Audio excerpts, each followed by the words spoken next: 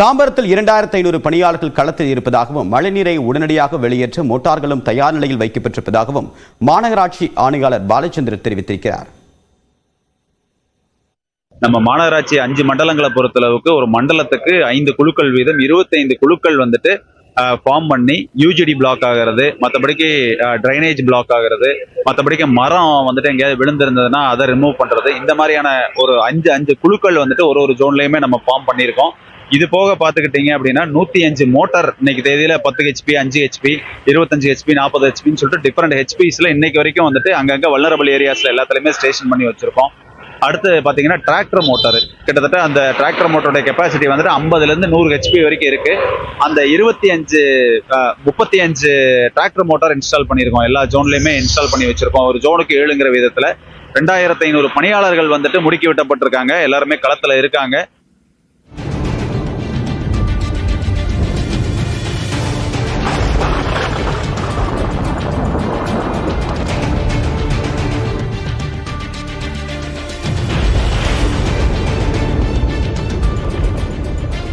சென்னையில் சிறிய நேரம் இடைவெளிக்கு பிறகு மீண்டும் கனமழை என்பது தொடங்கி இருக்கிறது.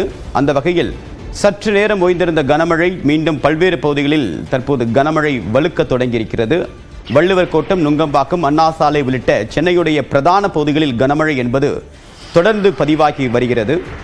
இன்று காலை வானிலை ஆய்வு மையம் கொடுத்திருந்த ரேடார் முப்பரிமாண அந்த புகைப்படத்தில் மேக கூட்டங்களுடைய திரட்சி என்பது மிகப்பெரிய அளவில் இருப்பதாகவும் அதன் அடிப்படையில் தொடர்ச்சியாக கனமழை நீடிக்கக்கூடிய வாய்ப்பு இருப்பதாகவும் வானிலை ஆய்வு மையம் விளக்கம் அளித்திருந்தது. அதன் அடிப்படையில் நேற்று மாலை 8 மணிக்கு தொடங்கிய மழை என்பது லேசாக பெய்ய தொடங்கி தொடர்ச்சியாக நள்ளிரவு வரைக்கும் இந்த கனமழை என்பது நீடித்தது. பிறகு மீண்டும் அதிகாலையில் தொடங்கிய கனமழை சில அரை மணி நேரத்திற்கு சரியாக 12 மணி வரைக்கும் கனமழை தொடங்கியது. ஒரு அரை மணி நேர இடைவெளிக்கு பிறகு மீண்டும் கனமழை என்பது தொடங்கியிருக்கிறது. நீர்நிலைகளுக்கான நீர்வரத்து தொடர்ந்து அதிகரித்து வரக்கூடிய நிலையில் மீண்டும் சென்னையில் கனமழை என்பது பதிவாகி வருகிறது. விரிவான தகவலுடன் நிகழ்ச்சிய செய்தியாளர் தமிழரசி, விவரம் என்ன? தேவப்பிரியன், இன்று அதிகாலை முதல் கனமழை பெய்து வந்த நிலையில் கடந்த அரை மணி நேரமாக மழை லேசாக விட்டிருந்தது. இந்த நிலையில் தற்போது மீண்டும் கனமழை சென்னையில் பரவலாக பெய்ய துவங்கி இருக்கிறது. இன்னும் சில மணி நேரங்கள் இந்த மழை நீடிக்கும் என வானிலை ஆய்வு மையம் குறிப்பிட்டிருக்கக்கூடிய சூழலில் தற்போது சிறிய இடைவேளைக்கு பிறகு தற்போது மீண்டும் சென்னையில் கனமழை பெய்ய துவங்கி இருக்கிறது. ஏற்கனவே சாலைகளில் தற்போது கனமழை காரணமாக மழைநீர் சூழ்ந்திருக்கக்கூடிய சூழல் என்பது ஏற்பட்டிருக்கிறது. இந்த நிலையில் தற்போது மீண்டும் கனமழை பெய்ய துவங்கி இருப்பதன் காரணமாக இருக்கக்கூடிய வீடுகளுக்குள் மழைநீர் செல்லக்கூடிய சூழல் என்பது ஏற்பட்டிருக்கிறது. அதே போல முக்கிய பேருந்து சாலைகள், உட்புற சாலைகள் உள்ளிட்ட சென்னையில் பல்வேறு இடங்களிலும் தற்போது மழைநீர் தேங்கக்கூடிய சூழல் என்பது ஏற்பட்டிருக்கிறது. தேவப்பிரியன், உங்களுடைய விரிவான தகவலுக்கு நன்றி தமிழரசி.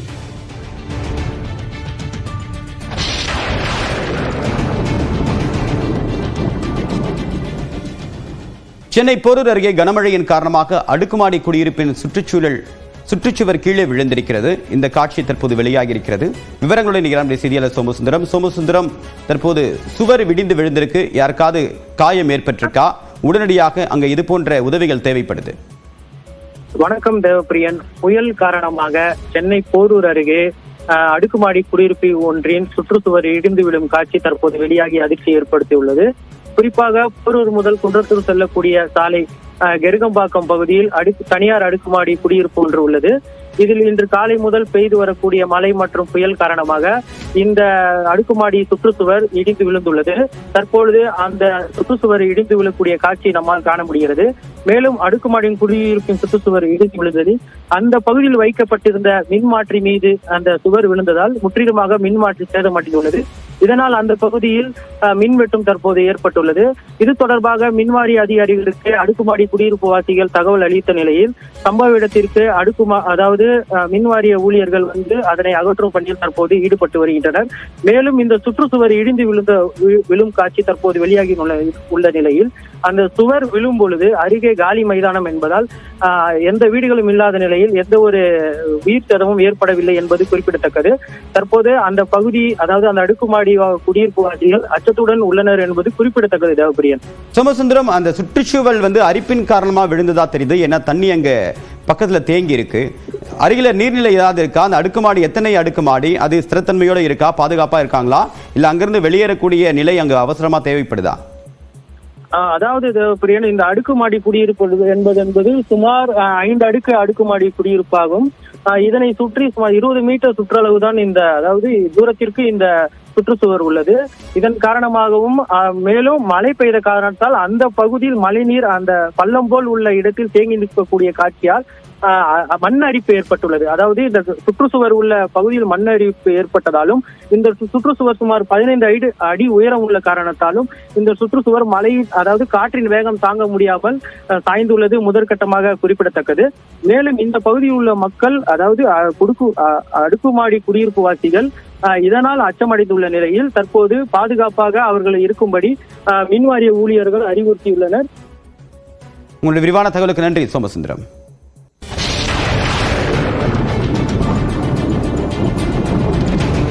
சென்னை முத்தையால்பேட்டை ஏடிஎம்மில் மின்சாரம் தாக்கி வடமாநில இளைஞர் ஒருவர் உயிரிழந்திருக்கிறார். சென்னை முத்தையால்பேட்டை ஏடிஎம்மில் மின்சாரம் தாக்கி வடமாநில இளைஞர் ஒருவர் உயிரிழந்திருப்பதாக அண்மை தகவல் வெளியாகியிருக்கிறது.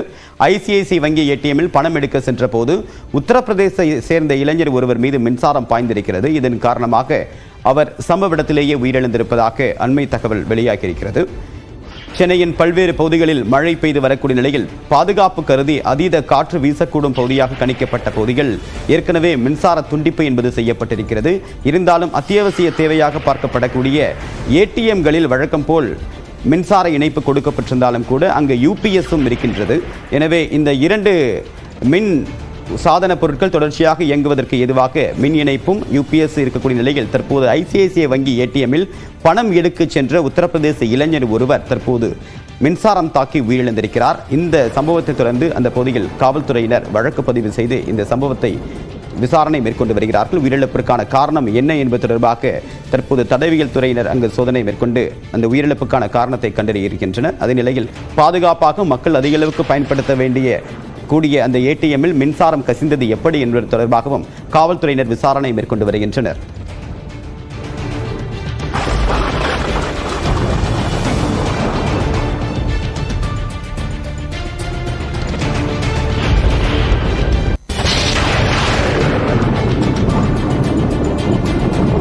தற்போது தொடர்ந்து அடுத்ததாக இன்னொரு அண்மை செய்தியை பார்த்துக் கொண்டிருக்கிறோம். கடற்கரை வேளச்சேரி இடையே இயக்கப்படக்கூடிய பறக்கும் ரயில் சேவையானது தற்காலிகமாக ரத்து செய்யப்பட்டிருக்கிறது.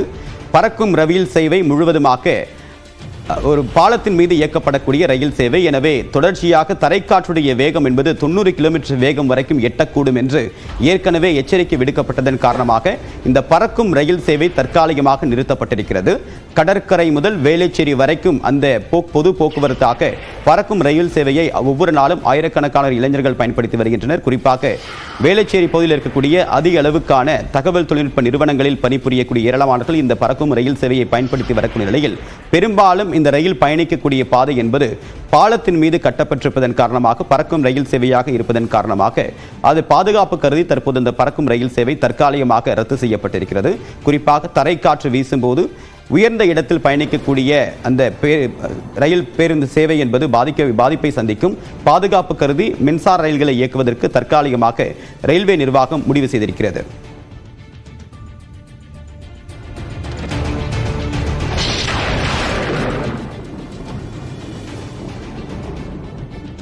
விவரங்களுடைய நிகழ்ச்சி செய்தியால் லிபிகா விவரம் என்ன?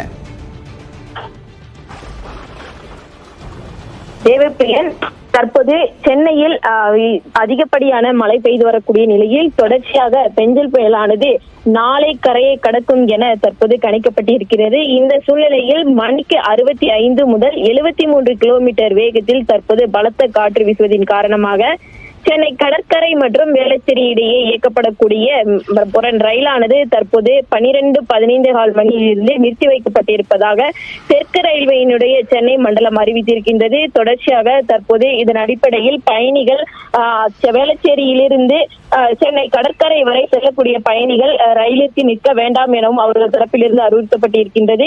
அதே போன்று பயணிகளின் உதவிக்காக ஹெல்ப்லைன் எண்களும் கொடுக்கப்பட்டிருக்கின்றது. குறிப்பாக ரயிலை தொடர்பு கொள்வதற்கு ரயிலில் பயணம் செய்பவர்கள் தொடர்பு கொண்டு ஏதேனும் சந்தேகம் இருந்தால் கேட்டுக்கொள்வதற்காக அவர்களுக்கு ஹெல்ப்லைன் என்பது கொடுக்கப்பட்டிருக்கின்றது. அதே போன்று பொது கட்டுப்பாடு சார்பாக 04425330952 என்ற எண்ணையும், அதே போன்று சென்ட்ரல் ரயில் நிலையத்தில் 04425354140 என்ற எண்ணையும் கொடுக்கப்பட்டிருக்கிறது. அதே போன்று எழும்பூர், தாம்பரம், செங்கல்பட்டு, பெரம்பூர் ஆகிய ரயில் நிலையங்கள்ல இருக்கக்கூடிய செல்போன் எண்களும் கொடுக்கப்பட்டிருக்கின்றது. இதன் அடிப்படையில் மக்கள் பயணிகள் தங்களுக்கு தேவையான தகவல்களை, அதாவது ரயில் புறப்படுவதில் ஏதேனும் தாமதம் இருக்கின்றதா அல்லது ரயில் புறப்படுவதற்கு இல்லை என்ற முழு விவரங்கள் தெரிவது குறித்தும் முழு விவரங்களையும் தெரிந்து கொள்வதற்கு ஏதுவாக தற்போது ஹெல்ப்லைன் என்பது தெற்கு ரயில்வேயின் சென்னை மண்டலம் சார்பில் கொடுக்கப்பட்டிருக்கின்றது. இதன் அடிப்படையில் மக்கள் தங்களுடைய பயணங்களை திட்டமிட்டு அதன் அடிப்படையில் அவர்கள் பயன்படுத்துமாறு தற்போது தெரிவிக்கப்பட்டிருக்கின்றது. தேவப்பிரியன், உங்களுடைய விரிவான தகவலுக்கு நன்றி லிபிகா.